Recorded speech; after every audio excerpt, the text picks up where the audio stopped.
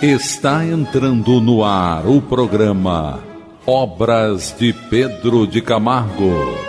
Produção e apresentação Moisés Santos.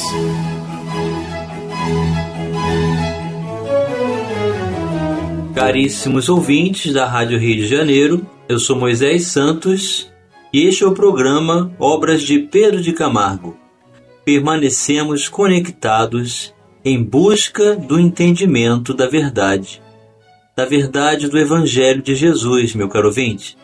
Você que acompanha aqui conosco já sabe que estamos estudando a obra Em Torno do Mestre. E Pedro de Camargo, que é o autor desta obra, a editora da Federação Espírita Brasileira, sempre nos proporciona grandes entendimentos, compreensão e estabelece recursos para que sejam ferramentas no entendimento e então, através das ações, da qualificação do livre-arbítrio, nós possamos nos aproximar mais do propósito do amor do Cristo. O capítulo de hoje tem o título Reflexões. Os homens procuram às vezes a verdade com muito empenho e não a encontram. Lamentam-se por isso, frequentemente, e indagam por que a verdade há de ser esquiva, o que significa desviar-se do ataque dos adversários, ocultar-se diante daqueles que não apresentam a intenção de buscá-la. E Pedro de Camargo, metaforicamente, apresenta a personificação da verdade, dizendo que ela vai responder. E a verdade retruca. É a minha vindita, ou seja, a vingança, a represália, pois costumo ser requestada pelos homens somente quando correspondo aos seus objetivos e às suas conveniências. Sempre, porém, que os procuro, advertindo-os dos seus erros e iniquidades, sou rejeitada e até repelida. Então, Pedro de Camargo, como que tivesse estabelecido a personificação da verdade, demonstrou que apresenta nessa condição. Quando o homem a pergunta sobre ela, se não responder aos objetivos e conveniências dos homens, eles não conseguem encontrá-la. E quando a própria verdade se apresenta para adverti-los, geralmente é rejeitada e até repelida. Mas o próprio Pedro de Camargo vai nos ajudar a desvendar esse mistério. Para que encontremos a verdade, quando a queremos, é preciso que a recebamos condignamente, quando ela quer algo de nós. Tal a condição para entretermos relações amistosas com ela. Se a repelimos, quando por ela solicitados, não a encontraremos quando a buscarmos. Então é muito interessante quando nós vinculamos as perspectivas do que seja verdadeiro para nós em função da nossa experiência e apresentamos essas conveniências para admiti-la, nós não conseguimos alcançá-la. E se ela nos busca, nós a repelimos, por ser diferente da nossa ideia do que seja verdadeiro. A verdade é ciosa, ou seja, ela zela cuidadosamente pelo quê? É ciosa de sua afeição. Revela-se com prazer aos que lhe votam real estima e oculta-se dos que costumam desdenhá-la, quando ela espontaneamente se apresenta. Então é exatamente assim, meu caro ouvinte, nós precisamos desejar encontrar a verdade e ela vai nos receber de forma afetuosa. Daí porque Pilatos, governador da Judéia, à época de Jesus, símbolo perfeito do homem do século, que coloca o interesse acima da justiça, indagando da mesma verdade, que é a verdade. Ficou sem resposta. Vamos buscar as diretrizes libertadoras na doutrina espírita. Diretrizes libertadoras.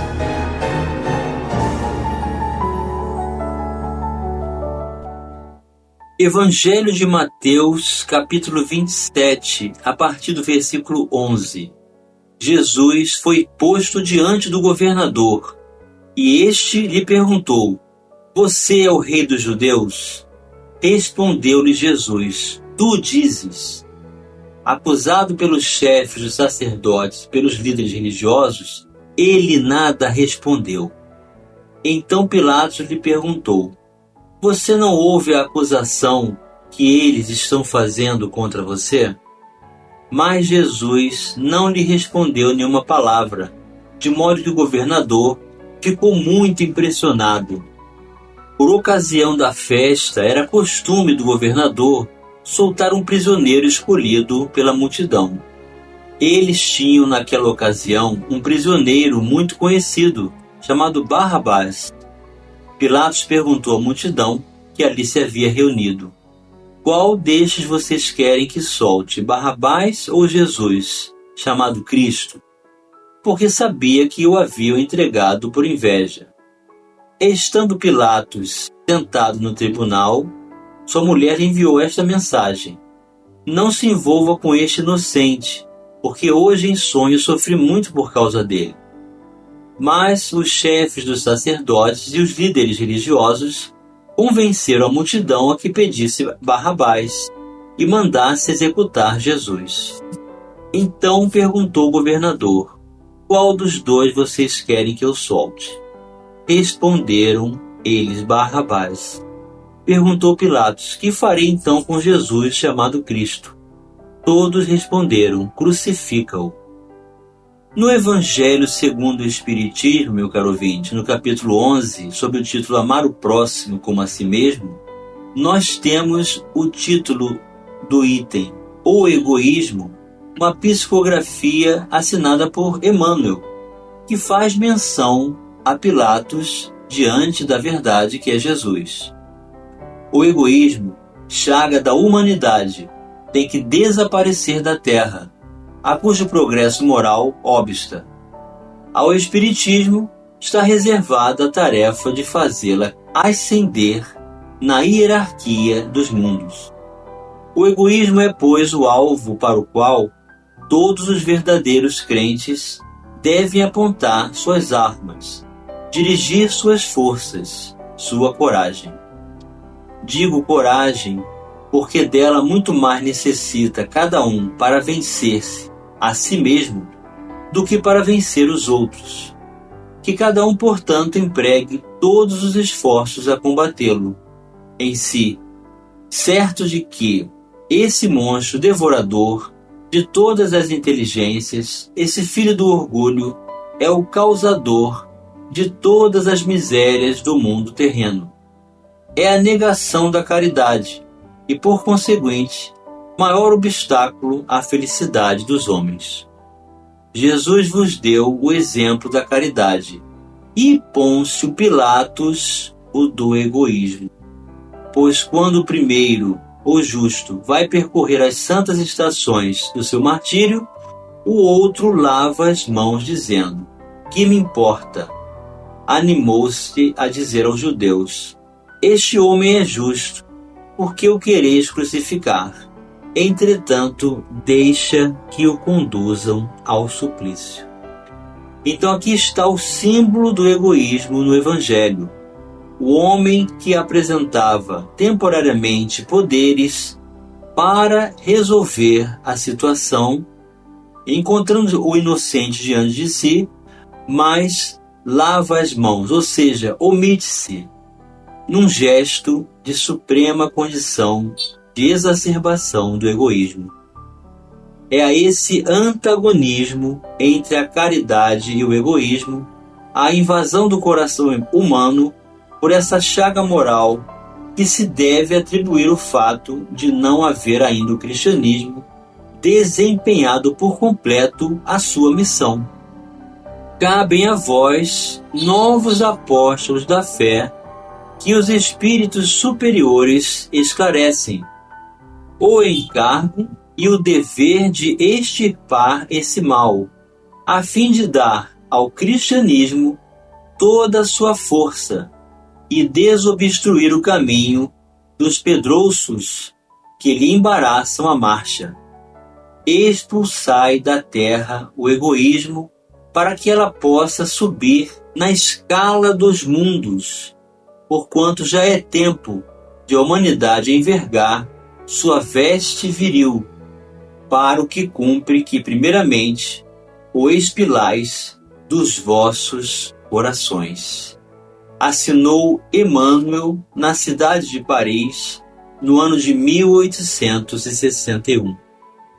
Então vemos claramente aqui nessa mensagem apresentada a relação da reflexão por Pedro de Camargo, o quanto que a verdade se apresenta naturalmente, encontrando no coração que a deseja recebê-la, que pretende realmente acolhê-la no seu mais íntimo. Mas, se for questionada, se for buscada, sem a intenção de despir-se das condições do egoísmo, da sua omissão, das suas conveniências, ela naturalmente não é vista. Pilatos, diante do próprio Cristo, diante da própria verdade, não conseguiu enxergá-la. Então Jesus não lhe responde quando ele faz o questionamento sobre a verdade. Que é a verdade? O próprio Mestre se silencia e vai percorrer o caminho da crucificação para apresentar a qualidade da condição do cristão, que deve assim estabelecer-se diante do mundo, tornar-se um pacificador, que é aquele agente do bem que não se omite e que extirpa do próprio coração, primeiramente, todas as mazelas que o conecta e estabelece relação de excessos diante do mundo, para não estabelecer conexão com o mundo espiritual, tornando-se cada vez mais vinculado ao materialismo. Então não sejamos nós esses que estabelecem concurso de constrangimento e regras para seguir a verdade. E Pedro Camargo vai dizer: do mesmo modo, procedem os homens com relação à justiça, ao direito e à liberdade. Vamos continuar analisando o capítulo Reflexões já no próximo bloco. Participe do programa Obras de Pedro de Camargo enviando sua mensagem, dúvida ou sugestão pelo e-mail opg@radioriodejaneiro.am.br ou pelo WhatsApp da Rádio Rio de Janeiro 984867633, aos cuidados de Moisés Santos.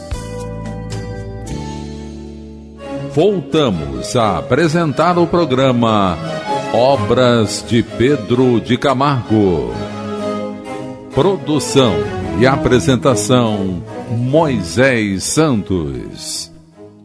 Caríssimos ouvintes da Rádio Rio de Janeiro, voltamos agora para o segundo bloco do nosso programa de hoje, em que estamos analisando o capítulo intitulado Reflexões do livro Em Torno do Mestre, do autor Pedro de Camargo, da editora da Federação Espírita Brasileira. Estamos abordando como nos relacionamos com a verdade, quando a buscamos, quando ela se apresenta para nós através das intervenções da justiça divina. Como é que nós nos comportamos? Estamos estabelecendo princípios próprios das conveniências humanas ou estamos dispostos a nos despir dessas intemperanças que criamos em nós mesmos para sermos veículos da ação do bem sob a proposta também do Evangelho de Jesus. Quando Pedro de Camargo afirmou que assim procedem os homens com relação à justiça e ao direito à liberdade, clamam por justiça quando são vítimas de iniquidade, bradam pelo direito quando se veem prejudicados, protestam por liberdade quando se sentem constrangidos. Esquecem-se, porém, de tudo isso, sempre que, tratando dos seus interesses, invadem o direito alheio, constrangem a liberdade do próximo e negam ao seu semelhante aquilo que lhe é devido. É por isso que a verdade, a justiça, o direito e a liberdade são questões eternamente controvertidas entre os homens. Nunca chegam a uma conclusão. A razão, muitas vezes acertando, erra. O coração, outras tantas vezes errando, acerta. O homem é cérebro, a mulher é coração. Essa frase está entre aspas. Corpo com 2 corações é anomalia, e com 2 cabeças é monstro. O homem, portanto, não é mais que a mulher, nem a mulher é menos que o homem. Ambos se completam. O homem, mesmo quando sente, a razão influi nos seus sentimentos. E a mulher, mesmo quando arrazoa, o sentimento atua nos seus raciocínios. Isto quer dizer que o homem sente um pouco com o cérebro e a mulher pensa muito com o coração. Vamos elucidar estes conceitos. Elucidando o verso. O Livro dos Espíritos dá pluralidade das existências. O item sexos nos espíritos. Questão 200. Tem sexos os espíritos? Não como entendeis, responderam os instrutores da humanidade, pois que os sexos dependem da organização. Há entre eles amor e simpatia, mas baseados na concordância dos sentimentos. E a questão 201. Em nova existência, pode o espírito que animou o corpo de um homem animar o de uma mulher e vice-versa?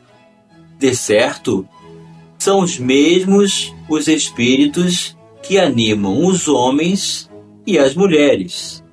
Então, meu caro ouvinte, os espíritos estão dizendo que a individualidade, o espírito, pode reencarnar numa organização física masculina, sexo masculino, ou reencarnar em uma organização física feminina, do sexo feminino. 202. Quando o errante, ou seja, no mundo espiritual, que prefere o espírito, encarnar no corpo de um homem ou no de uma mulher? Resposta dos espíritos. Isso pouco lhe importa. O que o guia na escolha são as provas por que haja de passar. E vem o comentário de Allan Kardec. Os espíritos encarnam como homens ou como mulheres, porque não têm sexo, visto que lhes cumpre progredir em tudo. Cada sexo, como cada posição social, lhes proporciona provações e deveres especiais, e com isso ensejo de ganharem experiência. Aquele que só como homem encarnasse, só saberia o que sabe os homens. E mais adiante na questão 819, com que fim mais fraca fisicamente do que o homem é a mulher? Resposta dos espíritos. Para lhe determinar funções especiais. Ao homem, por ser o mais forte, os trabalhos rudes. À mulher, os trabalhos leves. A ambos o dever de se ajudarem mutuamente a suportar as provas de uma vida cheia de amargor. Aqui está concordando diretamente com o que Pedro Camargo afirmou. O homem e a mulher se completam. E a questão 820. A fraqueza física da mulher não a coloca naturalmente sob a dependência do homem? Resposta dos Espíritos: Deus a uns deu a força para protegerem o fraco e não para o escravizarem. E vem o comentário de Allan Kardec: Deus apropriou a organização de cada ser às funções que lhe cumpre desempenhar. Tendo dado à mulher menor força física, deu-lhe ao mesmo tempo maior sensibilidade em relação com a delicadeza das funções maternais e com a fraqueza dos seres confiados aos seus cuidados. Questão 821. As funções a que a mulher é destinada pela natureza terão importância tão grande quanto as deferidas ao homem? Sim, maior até. É ela quem lhe dá as primeiras noções da vida. Questão 822. Tendo iguais perante a lei de Deus, devem os homens ser iguais também perante as leis humanas? O primeiro princípio de justiça é este: não façais aos outros o que não quererias que vos fizessem. Questão 822-A. Assim sendo, uma legislação, para ser perfeitamente justa, deve consagrar a igualdade dos direitos do homem e da mulher? Dos direitos, sim. Das funções, não. Preciso é que cada um esteja no lugar que lhe compete. Ocupe-se do exterior o homem e do interior a mulher, cada um de acordo com a sua aptidão. A lei humana, para ser equitativa, deve consagrar a igualdade dos direitos do homem e da mulher. Todo privilégio a um ou a outro concedido é contrário à justiça. A emancipação da mulher acompanha o progresso da civilização. Sua escravização marcha de par com a barbaria. Os sexos, além disso, só existem na organização física, visto que os espíritos podem encarnar num e noutro. Sob esse aspecto, nenhuma diferença há entre eles. Devem, por conseguinte, gozar dos mesmos direitos. E Pedro de Camargo vai concluir dizendo: por isso, conta-nos o Evangelho que Maria, observando cuidadosamente os acontecimentos que se davam com Jesus, ia conferindo tudo no seu coração. O feminismo alega que a inteligência da mulher vai enriquecendo as letras, as artes e as ciências. Que bom! É pena que o mundo vá empobrecendo de bondade, justiça e amor.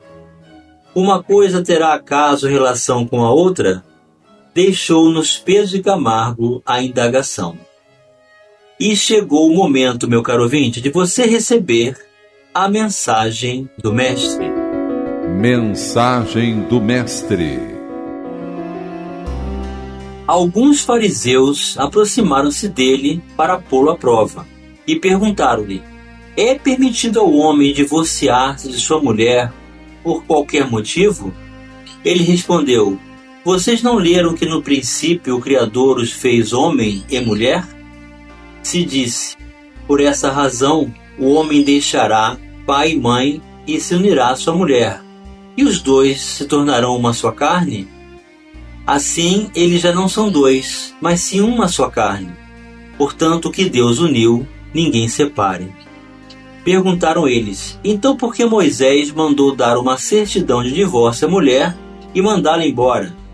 Jesus respondeu: Moisés permitiu que vocês se divorciassem de suas mulheres, por causa da dureza de coração de vocês. Mas não foi assim desde o princípio. Eu digo que todo aquele que se divorciar de sua mulher, exceto por imoralidade sexual, e se casar com outra mulher, estará cometendo adultério. Os discípulos disseram: se esta é a situação entre o homem e a mulher, é melhor não casar. Jesus respondeu: nem todos têm condições de aceitar esta palavra, somente aqueles a quem isso é dado.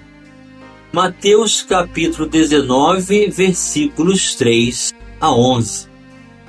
Vamos viver de acordo com as diretrizes do amor de Jesus em nossas vidas, meu caro ouvinte, para que possamos desfrutar dos nossos direitos, desempenhando as funções que nos cabem dentro da encarnação que nos encontramos. Um grande abraço e até o próximo programa. Você ouviu o programa Obras de Pedro de Camargo. Produção e apresentação Moisés Santos.